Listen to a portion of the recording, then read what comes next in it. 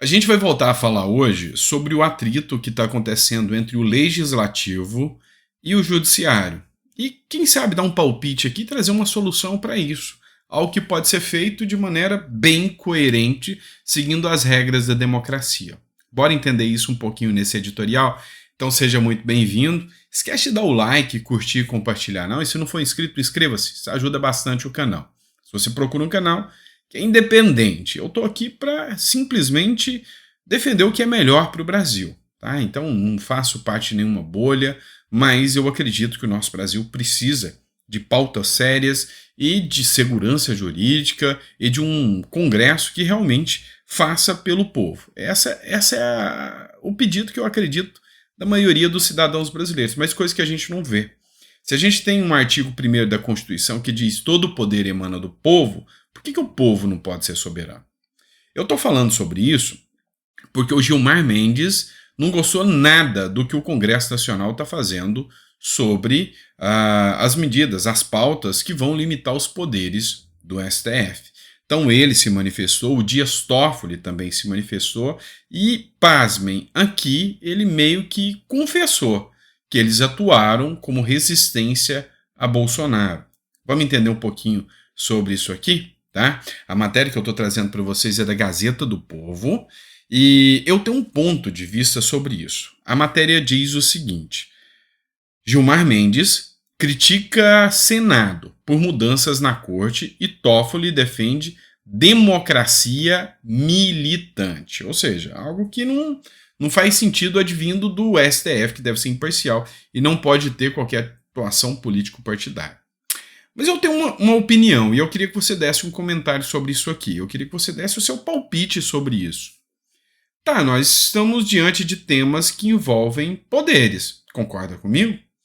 Eu tenho a Constituição que diz que todo poder emana do povo, que o exerce por meio de representantes eleitos ou diretamente.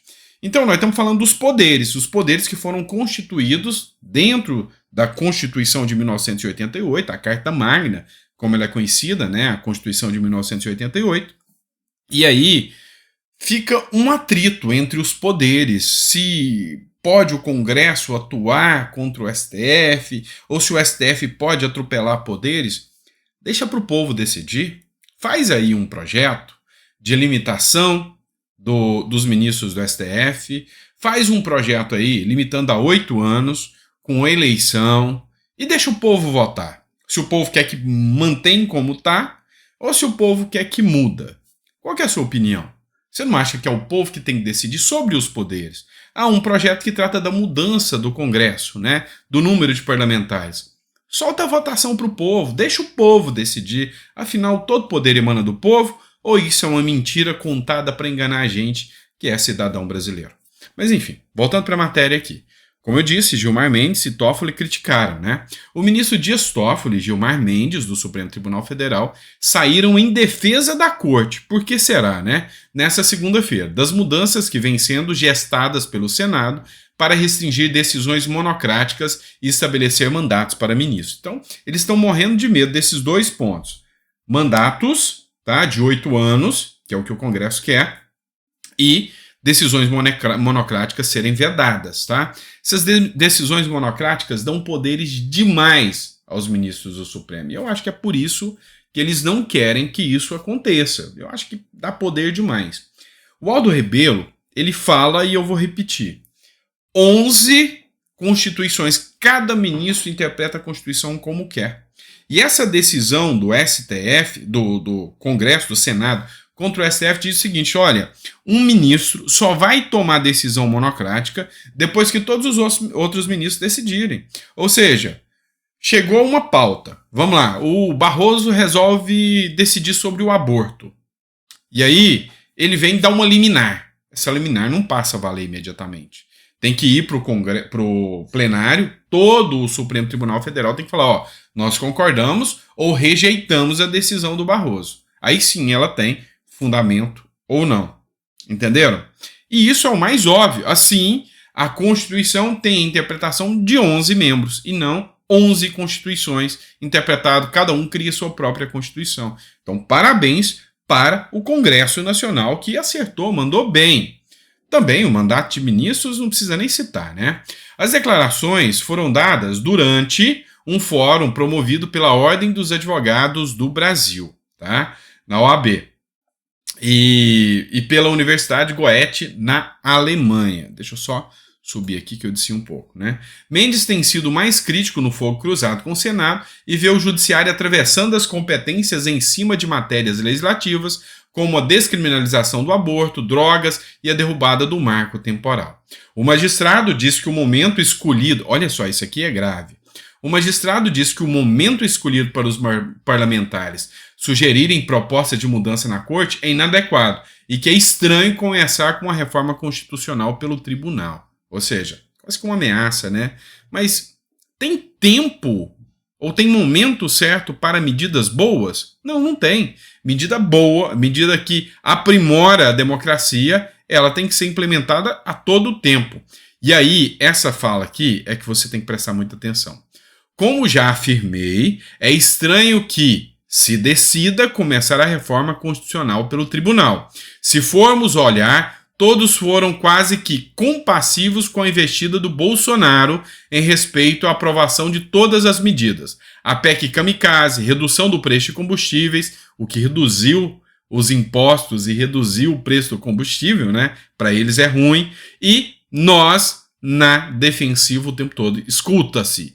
Nós na defensiva o tempo todo, disse o Gilmar Mendes, deixando claro que atuaram contra Bolsonaro. Deixando claro. E aí, tem gente que diz, mas Bolsonaro falava que o STF atrapalhava a sua gestão. Tá aí, o próprio ministro do STF diz. Vamos falar um pouco agora sobre um caso bem interessante.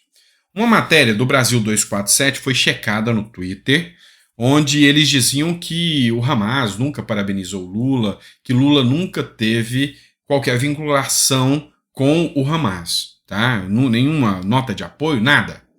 E aí isso foi desmentido pela agência de checagem do Twitter. Foi totalmente desmentido. E aí, também, nós temos aqui uma manifestação da Mônica Waldvogel, da Globo, que disse, olha, Lula tem relações com Hamas, sim. E aí foi atacada duramente pela militância petista. E ela teve que se retratar e falou, olha, não necessariamente eu estou dizendo que ele tem relações, mas Lula apoia, sempre declarou apoio, sempre esteve ao lado do Hamas e agora passou pano para o Hamas. E aí, a Globo teve que sair em defesa dela. E aí, nós vamos pegar algumas matérias, essa é de 2010. Lula defende que o Hamas e o Hezbollah sejam chamados para negociar a paz no Oriente Médio. Ou seja, Lula vê como instituições de Estado o Hamas e o Hezbollah, grupos terroristas. Matéria da Gazeta do Povo. Prisão do químico do PCC. O que isso tem a ver? Em São Paulo, coloca em evidência rede do Hezbollah na região. Ou seja, após a prisão, isso aqui foi em 2023, tá? Junho de 2023, após a prisão do químico do PCC, que fazia parte do PCC, mostrou que ele tinha documentos e papéis que ligavam o PCC, a facção criminosa brasileira, ao Hezbollah, ao grupo Hamas e a esses grupos palestinos, né? Outra matéria que eu trago para vocês do Correio Brasiliense. PCC firma parceria comercial com o Hezbollah e amplia o poder financeiro. É mole ou quer mais? Isso aqui foi em 2017, ação de 2017. E aí a gente vê cada vez mais a atuação desses grupos que interferem aqui na criminalidade aqui no Brasil, interferem aqui na segurança pública no Brasil. E aí é importante a gente chegar num ponto de que a imprensa está começando a acordar, por exemplo, a Globo tá o ponto coerente nessa história contra o Hamas, o Hezbollah e contra o governo Lula. A Band já se manifestou, até a Vera Magalhães. O Oineg é um caso à parte. Eu gosto do Oineg e acho ele super coerente. E aí, o grande ponto que a gente tem que analisar aqui é essa matéria onde ele fala sobre a questão do Hezbollah aqui, e ele diz o seguinte: os terroristas do Hamas matam inocentes e depois se escondem entre inocentes para não serem mortos. E aí, eu vi uma matéria que foi do Pedro Doria, de esquerda, tá? Do Canal do Meio, onde ele falou o seguinte, um ponto de coerência aqui muito importante. Olha, o Hamas, cada ponto, cada feito do Hamas nessa invasão foi calculado. O Hamas sabia que ia atacar, sabia que ia conseguir pegar um ponto vulnerável de Israel num momento vulnerável e acessar, sabia que a reação de Israel seria virulenta e que muito mais gente da Palestina ia morrer com a resposta de Israel, muitos mais soldados da Palestina e gente da Palestina do que com o ataque deles a Israel. Mas eles queriam esse resultado. Eles queriam que matar inocentes em Israel e queriam que Israel fizesse esse ataque para usar isso como narrativa e levantar imbecis ao redor do mundo para fazer defesa do Hamas e do Hezbollah. E a palavra é essa, imbecis ao redor do mundo. Eu queria que vocês vissem aqui a fala do Oineg, que eu achei bem coerente. Assista aqui comigo. Salve, salve! É incrível imaginar que, depois de 1 ano e meio de guerra na Ucrânia, a gente ainda possa se espantar com a perversidade do ser humano. E o ataque terrorista do Hamas a Israel mostra que a perversidade do ser humano surpreende. Hoje circulou a notícia assombrosa de bebês executados num kibbutz em Israel. Bebês. E o mais assustador é que a gente fica com aquele gosto ruim na boca de que o pior ainda está por vir. E a gente vai ter que tomar alguns cuidados para acompanhar essa história. Essa história que começa num ataque terrorista e que vai desencadear, já desencadeou uma guerra. E o primeiro cuidado é não cair numa tentação de misturar religião com terrorismo. A gente não pode cometer o erro de chamar os terroristas de os muçulmanos, ou de chamar os terroristas de os palestinos. O fato de os terroristas serem muçulmanos não pode autorizar a gente a pensar que os muçulmanos são terroristas, porque não são. Os palestinos que habitam a faixa de Gaza são tão inocentes quanto os israelenses. É como os traficantes e os moradores das favelas brasileiras, onde há traficantes. Não dá para confundir um com o outro, não é justo. Então, muito cuidado com essa confusão. Outro cuidado que a gente tem que tomar é não normalizar o ato terrorista, considerando que ele foi um ato de guerra. Pega o 11 de setembro, pega o bombardeio em Hiroshima. A gente está falando de 2 atos violentos contra alvos civis, 2 episódios lamentáveis do ponto de vista humanitário, mas que não podem ser considerados semelhantes de forma alguma. O lamentável bombardeio de Hiroshima, e depois veio de Nagasaki, durante a Segunda Guerra, foi um recurso assombrosamente violento, odioso, inacreditável, mas ele tinha por objetivo forçar o Japão a se render. O bombardeio foi considerado um sucesso, não pelo bombardeio, mas porque o governo do Japão se rendeu. Já o 11 de setembro não tinha nenhum objetivo prático a não ser espalhar o terror. São coisas diferentes que precisam ser entendidas de forma diferentes, e é nessa categoria do atentado terrorista, esse ataque terrorista do Hamas igual ao 11 de setembro, que aconteceu no final de semana. Espalhar o terror, esse é o objetivo. Atingir vítimas civis para apavorar. O ato terrorista, ele não se confunde com uma declaração de guerra. A declaração de guerra, como consequência da política, é parte da nossa história.